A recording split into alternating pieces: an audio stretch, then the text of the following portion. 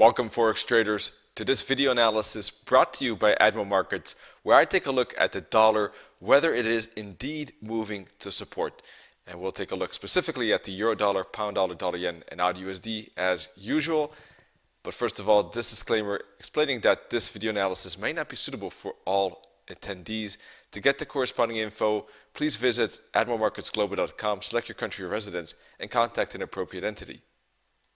Also, please be aware that trading foreign exchange and global financial markets are considered high risk and they may not be suitable for all investors and traders. Therefore, please seek the advice of an independent financial advisor for more information on that.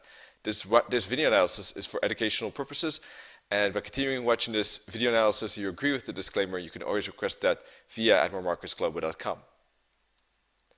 Thank you for your attention. This week's webinar is in fact for free of charge, and we're going to take a look at various elements. Good stuff coming up with Nennet with his weekly Forex recap on Monday. Wednesday, expert advice on stochastics and moving average divergence.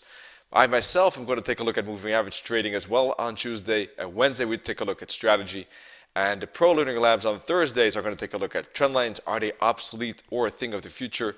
And next week, critical thinking, how to avoid over trading. All right, let's take a look and answer that question. Is the dollar indeed moving back to support?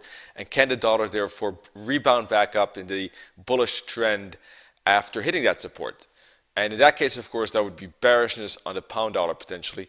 And yes, pound dollar is moving lower. And we will see that there could be potential for more downside. But the answer to this question also varies per pair. If I look across the board, I find, for instance, the dollar yen a lot more interesting for dollar bullishness than the pound dollar.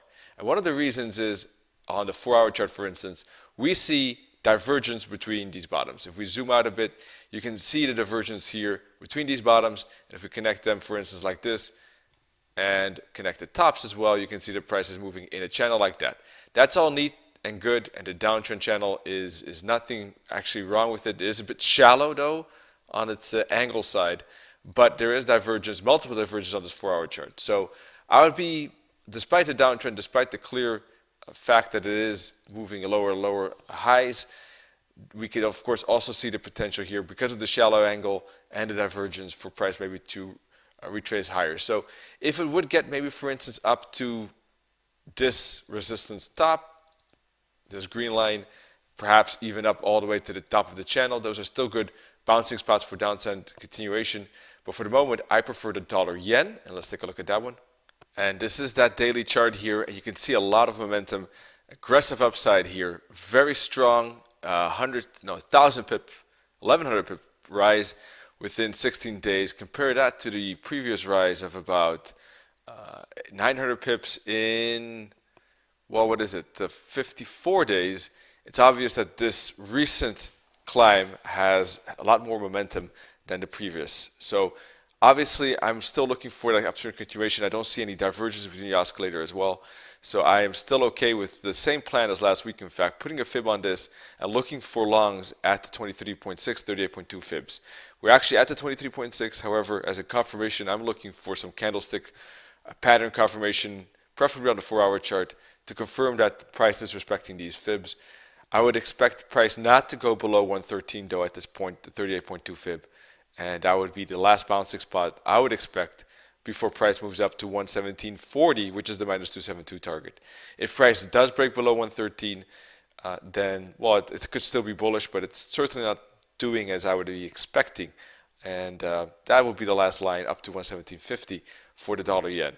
And considering the momentum on the 4-hour, the daily, and the weekly as well, in fact, I don't see any reason why price would not do that and not continue to break this top of currently 115.60-ish for more upside. This is the euro dollar 4-hour chart here too. Same story, in fact. Price is moving up and the dollar is weakening, but it is running quickly into a resistance here on the euro dollar, and we have several tops in the trend line indicating the potential the price could actually turn at any spot, perhaps the 125 psychological round number as well here, and therefore a turning spot here for some downside seems likely. Now price could still perhaps use that support level here that we see, the support trend line, for one more upside. Then I would expect 126 to be a resistance, where we have another round number, and another trend line coming in. So basically, two resistance spots, this middle part of the downtrend channel and the upper part of the downtrend channel. And I would expect the downtrend to continue on this euro dollar.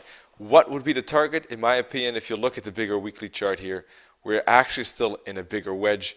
Although that wedge could break to the downside, the bottom of that wedge, of course, is something that we need to keep an eye on. And at the moment, price is pretty close to that wedge, but still about a few hundred pips away, depending on how you draw that wedge, because if you look at the monthly, the wedge could be drawn like this as well.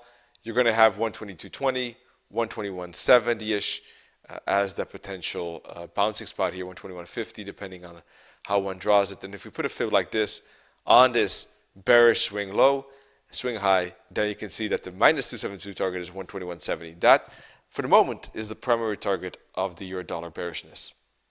Last but not least, the AUD/USD downside here on the daily chart. Clear impulse, clear bear flag, a clear break of the bear flag, and also look at how the bear flag was broken, break, pull back, and continue. I'm expecting that downside to continue, and I'm looking for AUD/USD here too to fall, just like the euro dollar and dollar yen. And in fact, could easily put a fib on this entire swing high, swing low, and consider any of these fibs, the 38.2 fib to 50 and the 61.8, to be the primary returning spots for the downside to the minus 272 target at 84.40, and if not, even the minus 618 target here at 83.10, to be honest. So that's the same story here, looking for candlestick patterns at these fibs for downsides. It's quite straightforward on the dollar yen, the Aussie, and even the euro. The pound dollar, though, of these four seems the least interesting for dollar strength at this point, although that is also in a downtrend as we speak. So that wraps up this analysis for now. I do hope to see you in the upcoming webinars of this week. Looking forward to that. I wish you all happy hunting and good trading. Many green pips. Cheers.